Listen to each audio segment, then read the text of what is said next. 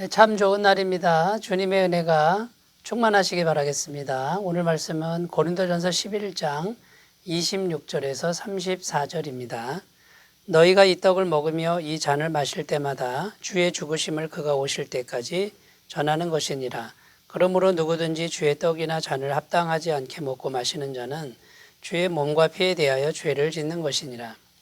사람이 자기를 살피고 그 후에야 이 떡을 먹고 이 잔을 마실지니 주의 몸을 분별하지 못하고 먹고 마시는 자는 자기의 죄를 먹고 마시는 것이니라. 그러므로 너희 중에 약한 자와 병든 자가 많고 잠자는 자도 적지 아니하니 우리가 우리를 살폈으면 판단을 받지 아니하려니와 우리가 판단을 받는 것은 주께 징계를 받는 것이니 이는 우리로 세상과 함께 정죄함을 받지 않게 하려 하심이라. 그런즉 내 형제들아 먹으러 모일 때에 서로 기다리라. 만일 누구든지 시장하거든 집에서 먹을지니 이는 너희의 모임이 판단받는 모임이 되지 않게 하려 함이라. 그 밖의 일들은 내가 언제든지 갈 때에 바로 잡으리라. 아멘. 네, 오늘 말씀도 성만찬에 관한 말씀이 계속되고 있습니다. 고린도 교회에서는 성만찬을 행하는데 여기에 대해서도 아주 심각한 문제가 있었다는 것입니다. 오늘날 행해지는 성만찬 모습과는 좀 다른 모습이었다고 말씀드렸죠. 우리는 떡과 포도주를 식사가 아니라 예식을 통해서 조금씩 이렇게 나누어 먹는 그런 거룩한 예식으로 치렀는데요. 이때 당시 고린도 교회에서는요, 같이 식사를 했다라는 겁니다. 떡도 나누고 포도주도 나누는데 온 교인이 같이 모여서 식사를 하는 이제 이런 문화가 있었다라는 것이죠. 그래서 각자가 음식을 가지고 오는데 부자는 좋은 음식을 많이 가져오고요. 가난한 사람은 조금 가져오는 거죠. 또 뭐 좋은 음식은 아닌 것이었겠죠. 그래서 같이 나눠 먹는 이것이 잘 됐으면 참 사랑의 교제, 나눔이 잘 되었을 텐데 시간이 갈수록 변질이 됐다라는 겁니다. 부자들이요, 좋은 음식을 많이 가져와서 자기들만 먹는 겁니다. 자기들만 먹고 자기와 관련된 사람들만 그냥 먼저 먹는 거예요. 다 와서 같이 먹는 것도 아니고. 그러니까 이 사랑의 만찬이라고 하는 이것이 변질이 돼가지고 부자인 사람들이 자기 자랑하는 이제 그런 문화가 돼버렸고요. 또 가난한 사람들은 엄청난 상처와 소외를 받게 되는 이런 일들이 생겼다라는 겁니다. 또 심지어는 가난한 사람들 또 다른 성도들이 참여하기 전에 자기들이 가지고 온 음식과 포도주를 많이 먹다 보니까 술에 취하는 사람들도 있었다라고 하는 것이 이때 당시의 정황이라는 거죠. 그래서 사도 바울이 이 성만찬에 관해서 지금 권면의 말씀 또 교훈의 말씀을 주고 있는데 이 성만찬은 정말 중요한 것이다라는 것을 이제 말하고 있는 거죠. 그래서 오늘 말씀에 보면은 이 성만찬의 진정한 의미가 무엇인지 이제 이것을 말해주고 있고요. 그리고 또 성만찬에 참여할 때 어떤 태도로 참여해야 바람직한지를 사도 바울이 지금 말씀해 주고 있습니다. 그래서 그것을 우리가 오늘 자세히 살펴보면서 은혜를 나누겠습니다. 첫 번째 성만찬의 진정한 의미를 말씀하는데 첫 번째는 뭐냐면 주님의 죽으심을 재림 때까지 전하는 것이다. 이렇게 바울은 말씀하고 있습니다. 26절 말씀인데요. 너희가 이 떡을 먹으며 이 잔을 마실 때마다 주의 죽으심을 그가 오실 때까지 전하는 것이니라. 이렇게 증거하고 있습니다. 떡을 먹으며 잔을 마시는 것은 그냥 먹는 것이 목적이 아니라는 것입니다. 이것은 주님의 죽으심을 전하는 것이다. 이렇게 지금 말하고 있습니다. 자, 전하는 것이다. 이렇게 지금 표현을 했는데, 이 전한다 할 때 이 내용은 뭐냐면 복음을 전한다. 이런 뜻입니다. 그러니까 이 성만찬을 행하는 것은 복음을 전하는 것과 같다. 자, 이런 뜻입니다. 그런데 여러분, 복음을 전할 때 주로 어떻게 합니까? 말로 하지 않습니까? 말로 전하는 것인데 이 성만찬은 말은 아니지만 행위로 복음을 전하는 것이다. 이런 의미가 있다라는 거죠. 보통 말씀의 종류를 세 종류로 우리가 말을 합니다.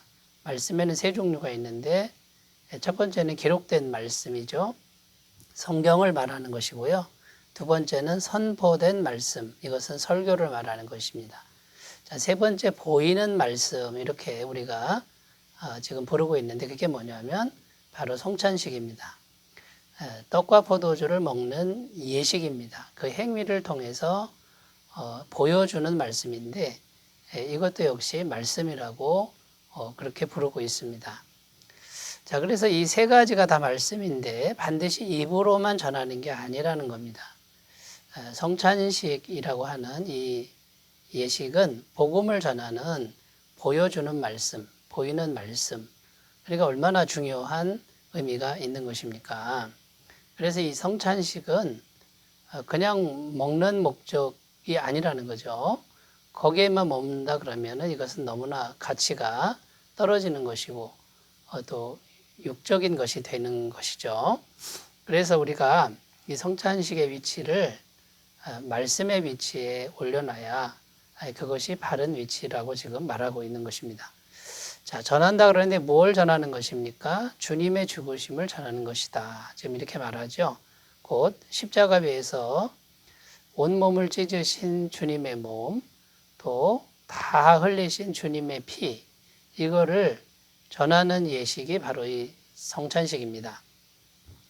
그래서 떡을 먹을 때 주님의 몸을 먹는 겁니다. 믿음으로 먹는 것이고, 잔을 마실 때 포도주를 마시지만 그것은 술이 아니고 주님의 피를 먹는 너무나도 고귀하고 거룩한 예식이라는 것이죠. 자, 이렇게 성찬식을 생각해야 되는데 고린도 교회 사람들은 이런 건 생각지 않고 음식을 가져와서 또 다 같이 나누어 먹는 이 정도도 아니고 자기들만 먹는 이런 잘못을 범하고 있었다라는 것입니다. 자, 이제 전하는 것인데 주의 죽으심을 전하는 것인데 누구에게 전하는 것입니까? 첫 번째는 나 자신에게 전하는 것이죠. 나 자신이 믿음으로 복음을 먹고 마시는 것이고, 둘째는 교회 공동체에게 전하는 것입니다. 이 떡과 포도주를 같이 먹으면서 교회 공동체가 하나가 되는 것이고요. 셋째는 외부 사람들에게 보여주는 겁니다. 주님의 십자가에서 죽으신 그 모습을 성찬식을 통해서 세상 사람들에게 선포하는 것이죠. 자, 이 구절에서 또 중요한 구절이 있는데 그가 오실 때까지 이런 표현이 있습니다. 주님의 재림을 의미하는 것인데요. 재림, 주님 오실 때까지 계속 성찬식을 해라. 이런 의미가 있겠죠. 그런데 여기에는 더 깊은 뜻이 뭐냐면 주님의 재림은 확실하다. 너무나 확실하다. 곧 임박해 있다라는 그런 의미가 담겨져 있는 것입니다. 여러분, 그러므로 이 성만찬에 대한 진정한 의미를 지금 주의 죽으심과 재림으로 바울이 연결하고 있는데요. 우리들도 성찬식을 행할 때 이런 소중한 마음, 이런 중요한 마음으로 참여하시기를 꼭 바라겠습니다. 자, 이제 두 번째, 어떤 태도로 이 성찬식을 참여해야 되는지를 또 말씀해 주고 있는데요. 두 번째는 주의 떡이나 잔을 합당하게 먹고 마셔야 한다. 이렇게 표현하고 있습니다. 27절 말씀인데, 그러므로 누구든지 주의 떡이나 잔을 합당하지 않게 먹고 마시는 자는 주의 몸과 피에 대하여 죄를 짓는 것이니라. 이렇게 말씀하고 있습니다. 합당하지 않게 먹고 마신다라는 뜻이 뭘까요? 그것은 뭐냐면 성만찬을 먹는데 주님의 고난에 대해 전혀 생각이 없는 것, 그리고 감사함이 없는 것, 또 가난한 사람, 교회 교우들을 배려함이 없는 그런 마음으로 참여하는 것은 합당하지 않다. 이런 의미가 될 것입니다. 자, 이런 사람들은 주의 몸과 피의 죄를 짓는 것이다. 지금 이렇게 말하고 있는 겁니다. 주님의 몸, 주님의 피를 욕되게 하는 것이 되겠죠. 그러니까 여러분, 우리가 성만찬, 특히 성찬식에 참여할 때는 정말 합당하게 참여해야 되는데 우리가 이것을 믿음으로 주님의 몸이고 주님의 흘리신 피라는 것을 믿음으로 확실히 하면서 참여하는 것이 이게 합당한 참여가 될 것입니다. 자, 세 번째입니다. 세 번째는 성만찬을 잘못 대하면 징계를 받을 수 있다고 바울은 또 말씀하고 있습니다. 30절, 31절의 말씀인데요. 그러므로 너희 중에 약한 자와 병든 자가 많고 잠자는 자도 적지 아니하니 우리가 우리를 살폈으면 판단을 받지 아니하려니와 이렇게 기록합니다. 이 말씀에 보면 약한 자, 병든 자, 잠자는 자가 나옵니다. 이것을 31절에는 판단받았다 이렇게 나오는데 이 판단이라는 단어의 뜻이 뭐냐면 징계라는 의미가 담겨져 있습니다. 그러니까 성찬을 잘못 대하면 하나님의 징계가 있을 수 있는데 약한 자, 병든 자, 잠자는 자는 죽은 자를 말하는 거죠. 그래서 이런 징계를 받고 있는 사람들이 있다라고 지금 바울은 말하고 있는 것입니다. 자, 징계를 받는데 어떤 징계입니까? 첫째는 죄 사함이 없습니다. 왜냐하면 주님의 몸과 피를 제대로 분별하지 못하고 먹고 마시니까 죄 사함이 없는 거죠. 죄 사함이 없는 그 자체가 징계인 것입니다. 그래서 이 성찬식을 잘못 대하면 죄의 문제가 해결이 안 되니까 결국 주님의 재림 때 영원한 심판으로 이어질 수밖에 없다라는 것이고요.